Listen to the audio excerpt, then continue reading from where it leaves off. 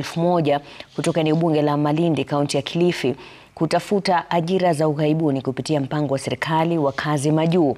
Akizungumza katika zoezi la kuwasajili vijana hao mjini Malindi, kaunti ya Kilifi, waziri wa leba Alfred Mutua amewataka vijana ambao hawana pasipoti kujiandikisha katika mtandao wa eCitizen ili waweze kupata pasipoti zao kwa muda wa siku 3.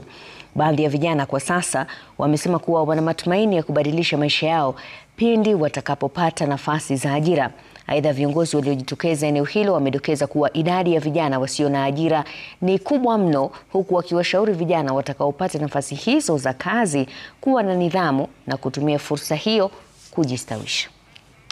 Leo ndio tumeanza mpango wa kazi majuu, mpango huu ambao tumeanzisha hapa Pwani, tukianzia Malindi leo, kesho Kilifi, kesho kutwa Mombasa na Alhamisi kwa majaliwa tukiwa kule Ukunda, Diani, Kwale County.